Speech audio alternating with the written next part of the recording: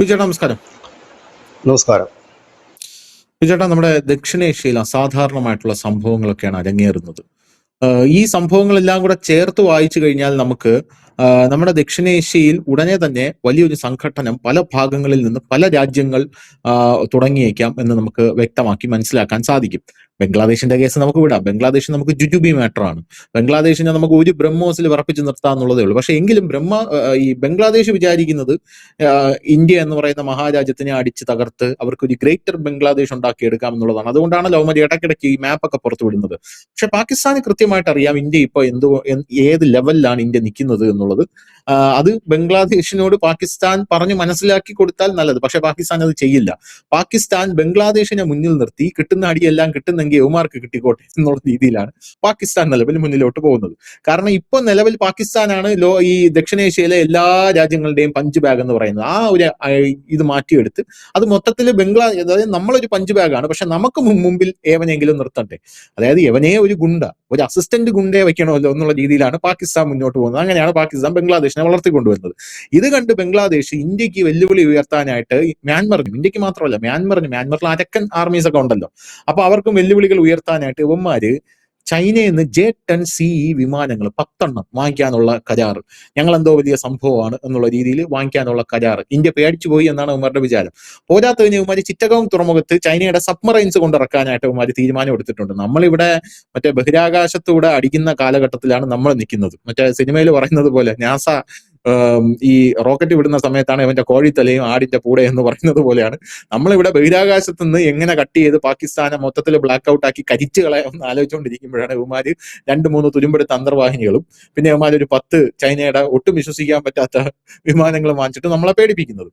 അത് ഒരു വിഷയമല്ല. അതുകൊണ്ടാണ് ഞാനത് വിഷയമല്ല, അത് പോട്ടെ എന്ന് വെക്കുന്നത്. പക്ഷേ ഈ ദക്ഷിണ കൊറിയയും ഉത്തര കൊറിയയും തമ്മിലൊരു യുദ്ധം ഉണ്ടാകാനുള്ള സാധ്യത വളരെ വലിയ സാധ്യതയായിട്ട് നമ്മുടെ മുമ്പിലേക്ക് നിൽക്കുകയാണ്.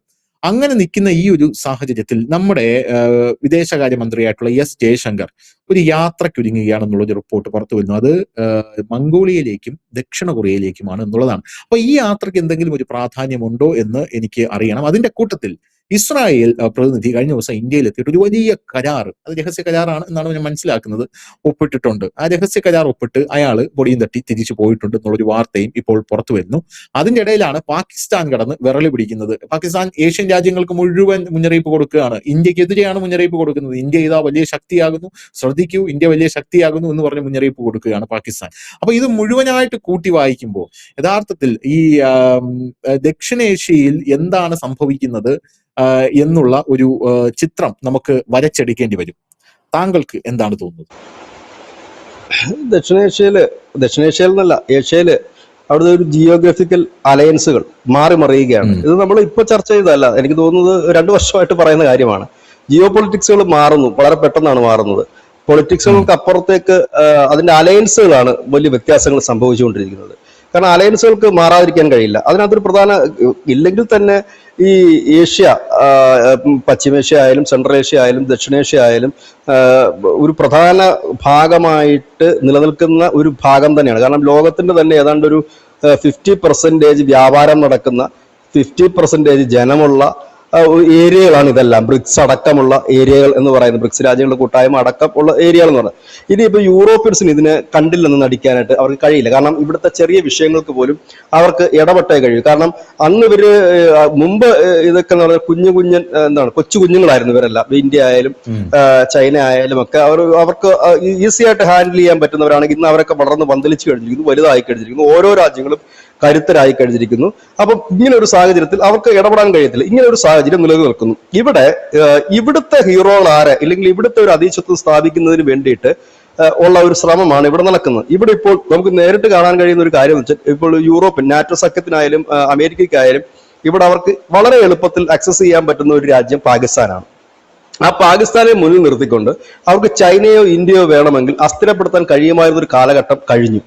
ഇനി അവർക്ക് ഇവിടെ നിന്ന് ഫൈറ്റ് ചെയ്യുക എന്നുള്ളതാണ് അവരുടെ ഒരു ആവശ്യം. ഇല്ല എന്നുണ്ടെങ്കിൽ ചൈനയുടെ കടന്നുകയറ്റം, കാരണം ഇന്ത്യ അല്ല അവർ കാണുന്നത്, ചൈനയാണ്. ചൈനയുടെ കടന്നുകയറ്റം തടയിടാൻ കഴിയില്ല. ഈ ഒരു സാഹചര്യത്തിലാണ് അലയൻസ് മാറുന്നത്. ഇവിടെ ഇപ്പോൾ ബംഗ്ലാദേശിന്റെ സഖ്യത്തിലേക്ക് ആരൊക്കെയാണ് എത്തുന്നത്? ചൈന എത്തുന്നു, പാകിസ്ഥാൻ എത്തുന്നു.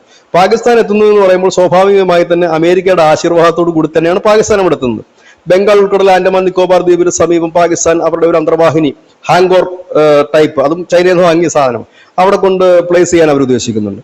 ഇവിടെ ബംഗ്ലാദേശ് അന്തർവാഹിനി വാങ്ങിച്ചിട്ട് ചിറ്റഗോങ് മേഖലയിൽ, നമ്മുടെ ചിക്കൻ നെക്കൊക്കെ നിൽക്കുന്ന ആ മേഖലയിൽ കൊണ്ടുവന്ന് പ്ലേസ് ചെയ്യാൻ അവർ ആഗ്രഹിക്കുന്നുണ്ട്. ഇതിന്റെ എല്ലാം പിന്നിൽ നിൽക്കുന്ന ചൈനയാണ്. ഇവിടെ ചൈനയും പാകിസ്ഥാനും തമ്മിൽ കണക്ഷൻ ഉണ്ട്. ഇതിനിടയിലാണ് ദക്ഷിണ കൊറിയയും ഉത്തര കൊറിയയും തമ്മിൽ ഇന്ന് ഇപ്പോൾ കിം ജോങ് ഉൻ പറഞ്ഞിരിക്കുന്നത് ഏത് നിമിഷവും യുദ്ധമുണ്ടാകാം, യുദ്ധസജ്ജരായിരിക്കാൻ ഉത്തര കൊറിയയിലെ പട്ടാളക്കാർക്ക് നിർദ്ദേശം നൽകി കഴിഞ്ഞിരിക്കുന്നു. ദക്ഷിണ കൊറിയ തയ്യാറെടുത്ത് കഴിഞ്ഞിരിക്കുന്നു, നമുക്ക് ഉടനെ ഇപ്പോൾ ദക്ഷിണ കൊറിയ അടിക്കേണ്ടി വരും എന്നുള്ളത്. അതായത് ദക്ഷിണ ഏഷ്യയിലേക്കാണ് ഈ രാജ്യങ്ങളെല്ലാം പോകുന്നത്. ജപ്പാനായാലും ഈ പറയുന്ന ദക്ഷിണ കൊറിയയും ജപ്പാനും തമ്മിൽ 160 കിലോമീറ്റർ ദൂരമേ ഉള്ളൂ. അതായത് ദക്ഷിണ കൊറിയയിൽ ഒരു ബോംബ് പൊട്ടിക്കഴിഞ്ഞാൽ അതിന്റെ അലയൊലികൾ ഇപ്പുറത്തും വരും. അപ്പൊ സ്വാഭാവികമായിട്ടും ജപ്പാനും ഇതിനകത്ത് വരേണ്ട ഒരു രാജ്യങ്ങൾ തന്നെ. ഇതാണ് ഇപ്പോൾ നിൽക്കുന്നത്. ഇവിടെ നമ്മൾ കെട്ടിപ്പോക്കുന്ന മറ്റൊരു അലയൻസ് റഷ്യ, ഇന്ത്യ, അഫ്ഗാനിസ്ഥാനാണ് ഇപ്പോൾ നമ്മളുടെ കയ്യിൽ നിൽക്കുന്ന ഒരു കക്ഷി എന്ന് വേണമെങ്കിൽ ഇപ്പോൾ നമുക്ക് പ്രാഥമികമായി തന്നെ നമുക്ക് പറയാൻ പറ്റും. കാരണം അഫ്ഗാനിസ്ഥാൻ നമ്മളെ സംബന്ധിച്ച് അവിടെ ഒരാൾ വേണം. കാരണം ഈ നമ്മുടെ ഒരു വലിയ കമ്പാനിയനായിട്ടല്ല, പകരം നമുക്ക് ഈ പാകിസ്ഥാനെ ഒക്കെ തടയിടുന്നതിന്, പിടിച്ചു കെട്ടുന്നതിന് വേണ്ടിയിട്ട്, തടയിടാൻ വേണ്ടിയിട്ട് നമ്മുടെ ഒരാള് എന്നുള്ള രീതിയിലാണ് അഫ്ഗാനിസ്ഥാൻ. മറുഭാഗത്ത് റഷ്യ.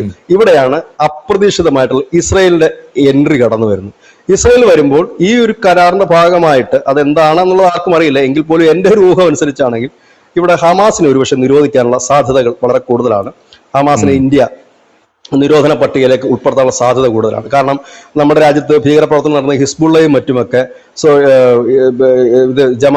ഇവരുടെ ജയ്ഷെ മുഹമ്മദിനെയും ഒക്കെ ഇസ്രായേലിന് മുമ്പ് ഭീകരവാദ പട്ടികപ്പെടുത്തിയിരുന്നു. കാരണം അത് അവരുടെ രാജ്യത്ത് ഇല്ല, എങ്കിൽ പോലും അത് ചെയ്തിരുന്നവർ. അപ്പൊ ഇന്ത്യ അതിനുള്ള നടപടിക്രമങ്ങളിലാണ് എന്നാണ് മനസ്സിലാക്കാൻ കഴിയുന്നത്. ഒരുപക്ഷെ അതിന്റെ ഒരു പ്രഖ്യാപനം ഉണ്ടായേക്കാം. അതിന്റെ മുന്നോടിയായിട്ടാകണം ഇസ്രായേൽ അംബാസഡർ കഴിഞ്ഞ ദിവസം ഒരു പ്രസ്താവന നടത്തിയിരുന്നു. ഇനി ഹിസ്ബുള്ളയുടെ ഹമാസിന്റെ ലക്ഷ്യം ദില്ലിയും മുംബൈയുമാണ്. ബംഗ്ലാദേശിലും പാകിസ്ഥാനും അവർ ഓൾറെഡി എത്തിക്കഴിഞ്ഞിരിക്കുന്നു. അവരുടെ കാര്യങ്ങളൊക്കെ അവിടെ എല്ലാം റെഡിയാക്കിയിട്ടിരിക്കുകയാണ്. എപ്പോഴാണ് ഇനി അവിടുന്ന് വരുന്നത് അറിയാം. അപ്പൊ ഇന്ത്യയും ഇസ്രായേലും തമ്മിലൊരു കരാറുണ്ട്, ഒരു ധാരണയുണ്ട്, ഭീകരവാദത്തിനെതിരെയുള്ള പോരാട്ടം. ഇന്ത്യ മിക്കവാറും എല്ലായിടത്തും കരാർ ഒപ്പിട്ടിരിക്കുന്ന ഈ ഭീകരവാദത്തിനെതിരെ ഒന്നിച്ചു നിൽക്കുന്ന ഒരു പോരാട്ടത്തിന് വേണ്ടിയിട്ടുള്ളതാണ്. അവിടെ ഇസ്രായേലുമാരുണ്ട്. ഇസ്രായേലിന്റെ പ്രധാനപ്പെട്ട ലക്ഷ്യം എന്ന് വെച്ചാൽ ഇസ്രായേലിൽ ഇപ്പൊ അഭിമുഖീകരിക്കുന്ന പ്രശ്നമുണ്ട്. ഇപ്പോൾ ഒരു ചോദ്യം ഉയർന്നു വരുന്നുണ്ട് എല്ലായിടത്തു നിന്നും. ഈ ഹിസ്ബുള്ള എന്തുകൊണ്ടാണ് ഇസ്രായേലിന് വളരെ എളുപ്പത്തിൽ ഒതുക്കാൻ കഴിയാത്തതെന്ന്. ഇസ്രായേൽ ഒരു വലിയ ശക്തമായ രാജ്യമല്ല, ഒതുക്കാൻ കഴിയാത്തത്. കാരണം ഹിസ്ബുള്ളയ്ക്ക് ഒരുപാട് ഇടത്തുനിന്ന് സഹായങ്ങൾ കിട്ടുന്നുണ്ട്. ഹമാസിനെ എന്തുകൊണ്ട് എളുപ്പത്തിൽ തീർക്കാൻ പറ്റുന്നില്ല ഇസ്രായേൽ എന്നൊരു ചോദ്യം വരുന്നുണ്ട്. കാരണം ഇസ്രായേലിനെ പോലെ ഒരു ഇത്രയും പവർഫുൾ ആയ രാജ്യത്തിന് നിമിഷ നേരം മതിയാകുമെന്നാണ് നമ്മൾ കരുതുന്നത്. പക്ഷെ അങ്ങനെയല്ല. എന്തുകൊണ്ട് പറ്റുന്നില്ല എന്ന് പറയുമ്പോൾ അവർക്ക് പുറത്തുനിന്ന് സഹായം കിട്ടാതെ ഒരു രാജ്യത്തിനും അധികം ഫൈറ്റ് ചെയ്ത് നിൽക്കാൻ കഴിയും. ഇവിടെയാണ് തുർക്കിയും പാകിസ്ഥാന്റെയും റോളുകൾ തെളിഞ്ഞു വരുന്നത്. ഇതെല്ലാവർക്കും അറിയാവുന്ന കാര്യം തന്നെയാണ്. തുർക്കിയും പാകിസ്ഥാനുമാണ് ഇപ്പോൾ ഈ ഹിസ്ബുള്ളയ്ക്കും ഒപ്പം തന്നെ ഹമാസിനും ഒക്കെ ഉള്ള വെപ്പൺസ് കൊടുക്കുന്നത്, പണം നൽകുന്നത്, അതോടൊപ്പം തന്നെ ഉള്ള പിന്തുണയും പരിശീലനവും എല്ലാം നൽകുന്നത്. കാരണം അതുകൊണ്ടാണ് എർദോഗനുമായിട്ട് ഇപ്പോൾ നേർക്കുനേർ ബെഞ്ചമിൻ നെതന്യാഹു മുട്ടേണ്ട സാഹചര്യത്തിൽ നിൽക്കുക. എർദോഗൻ ഈ കഴിഞ്ഞ ദിവസമാണ് നെതന്യാഹുവിനെതിരെ പൊട്ടിത്തെറിച്ചത്. നെതന്യാഹു രൂക്ഷമായ ഭാഷയിലാണ് മറുപടി നൽകുകയും ചെയ്തത്. ഒപ്പം തന്നെ നെതന്യാഹു എപ്പോഴും പറഞ്ഞൊരു കാര്യം കൂടിയുണ്ട്, പാകിസ്ഥാൻ അടുത്ത ടാർഗറ്റ് പാകിസ്ഥാനാണ്. കാരണം ഈ ലോകത്ത് ഇസ്ലാമിക രാജ്യങ്ങളിൽ ഒരേ ഒരു ആണവ രാജ്യമേ ഉള്ളൂ, അത് പാകിസ്ഥാനാണ്. അപ്പം അവർ ഭയക്കുന്നത്, യൂറോപ്യൻ രാജ്യങ്ങളായാലും ഈ പറയുന്ന ഇസ്രായേൽ ആയാലും ഭയക്കുന്നത് പാകിസ്ഥാൻ ആണവായുധം ഉപയോഗിക്കുമെന്നുള്ളതല്ല. പാകിസ്ഥാനിലെ ആണവായുധങ്ങളോ അതിന്റെ ഫോർമുലകളോ ഇല്ലെങ്കിൽ അതിന്റെ ഫോർമുലകളോ ഇത്തരം ഭീകരവാദികളിലോ ഭീകരവാദ രാജ്യങ്ങളിലോ ഇപ്പൊ ഇറാനിലെത്താം, തുർക്കിയിലെത്താം, ഹിസ്ബുള്ളയുടെ കൈവശമെത്താം, വേണമെങ്കിൽ ഹമാസിന്റെ കൈവശമെത്താം. ഇങ്ങനെ എത്തിക്കഴിഞ്ഞാൽ അതിന്റെ ഒരു തിക്തഫലം അനുഭവിക്കേണ്ടി വരുന്ന യൂറോപ്യൻസ് മാത്രമല്ല, ഇസ്രായേൽ ആയിരിക്കും അതിന്റെ ആദ്യത്തെ ഇരയാകുക എന്നുള്ളത്. അതുകൊണ്ട് തന്നെ ഇസ്രായേലിനെ സംബന്ധിച്ച് ചെറിയൊരു ചലനം ഉണ്ടായിക്കഴിഞ്ഞാൽ അവരാദ്യം അടിച്ചു തീർക്കാനായിട്ട് ഇന്ത്യക്ക് എല്ലാവിധ സപ്പോർട്ടും നൽകുന്ന ഒരു രാജ്യം ഇസ്രായേൽ തന്നെയായിരിക്കും. കാരണം അവരുടെ ഒരു ആത്യന്തികമായ ലക്ഷ്യമുണ്ട് ഇതിനകത്ത്. കാരണം ഇവനെ തീർക്കാതെ അവർക്ക് മുമ്പോട്ട് പോകാൻ കഴിയില്ല. അവരുടെ പ്രധാനപ്പെട്ട ശത്രു എന്ന് പറഞ്ഞാൽ ഇറാന്, തുർക്കി, പാകിസ്ഥാനാണ്. അതിൽ ഇറാന്റെ കാര്യത്തിൽ അവരൊരു മേൽക്കോയ്മ നേടിക്കഴിഞ്ഞിരിക്കുന്നു. കാരണം ഇനി ഒരു 10-20 കൊല്ലത്തേക്ക് ഇറാൻ ഒരു ഫുൾ ഫ്ലെഡ്ജിലേക്ക്, ഒരു ആണവായുധത്തിലേക്ക് എത്തില്ല എന്നവർ പ്രതീക്ഷിക്കുന്നുണ്ട്. അത് എത്രത്തോളം മുമ്പോട്ട് പോകും നമുക്കറിയില്ല. പക്ഷെ പാകിസ്ഥാൻ ഇപ്പോഴും നിൽക്കുന്നു. പാകിസ്ഥാൻ ഇതുവരെ ഇസ്രായേൽ കൈവെക്കാത്ത ഒരു രാജ്യമാണ്. ഇങ്ങനെ നിൽക്കുന്ന ഒരു സാഹചര്യമുണ്ട്. ഈ സാഹചര്യത്തിലാണ് ഈ അടുത്ത് നമ്മുടെ ബംഗ്ലാദേശിന്റെ പുതിയ പ്രധാനമന്ത്രി താരിഖ് റഹ്മാൻ മലേഷ്യയിലേക്ക് ഒരു ട്രിപ്പ് പോകുന്നുണ്ട്. മലേഷ്യയിലേക്കും പോകുന്നുണ്ട്, അത് കഴിഞ്ഞ് ചൈനയിലേക്കുമാണ് പോകുന്നത്. ഇന്ത്യയാണ് അദ്ദേഹത്തെ ആദ്യം നമ്മുടെ രാജ്യത്തേക്ക് ക്ഷണിച്ചത്. പക്ഷെ അദ്ദേഹം ഇന്ത്യയിലേക്ക് വന്നില്ല. പരമ്പരാഗതമായി ബംഗ്ലാദേശിൽ ആരും അധികാരത്തിൽ ഏറിക്കഴിഞ്ഞാൽ ആദ്യം വരുന്ന രാജ്യം ഇന്ത്യയാണ്. നമ്മളുമായിട്ട് അടുത്ത് നിന്നാലേ അവർക്ക് മുമ്പോട്ട് പോകാനും പറ്റും, ട്രേഡിംഗ് ആയാലും ഒക്കെ. പക്ഷെ വന്നില്ല, മലേഷ്യയിലുണ്ട്. പക്ഷെ മലേഷ്യ പോകുമ്പോൾ അതിനൊരു പൊളിറ്റിക്സ് ഉണ്ട്, ഒരു നയതന്ത്രമുണ്ട്. കാരണം മലേഷ്യയും ഇന്ത്യയുമായിട്ട് ഇപ്പോൾ വളരെയധികം അടുത്ത് നിൽക്കുന്ന രണ്ട് രാജ്യങ്ങളാണ്. ഇടക്കാലത്ത് ഭയങ്കര അകൽച്ചയിലായിരുന്നു. ഈ കാശ്മീർ വിഷയത്തിലൊക്കെ അവിടുത്തെ മുൻ പ്രധാനമന്ത്രി കയറി ഇടപെട്ട് ചെലവാക്കി നമ്മൾ അവരുടെ പാമോയിലൊക്കെ വേണ്ടെന്ന് വെക്കുകയും അവർ വലിയ സാമ്പത്തിക പ്രതിസന്ധി പോവുകയൊക്കെ ചെയ്ത ഒരു പഴയ വഴക്കിന്റെ കാലഘട്ടമുണ്ട്. ഇപ്പൊ അത് മാറി പുതിയ ആൾ വന്ന് ഭയങ്കര ബന്ധത്തിലാണ് പോകുന്നത്. അപ്പോൾ അവിടെ ഒരുപക്ഷെ ഇന്ത്യ ബംഗ്ലാദേശ് മഞ്ഞുരുകളുടെ എന്തെങ്കിലും തരത്തിലുള്ള ചർച്ചകളോ നീക്കുപോക്കുകളോ നടക്കാനുള്ള സാധ്യതകളുണ്ട്. അതിന്റെ കൂടെ ഭാഗമായിട്ട് വേണം നമ്മൾ എസ് ജയശങ്കറിന്റെ ഈ യാത്രയെ കാണുന്നതിന് വേണ്ടിയിട്ട്.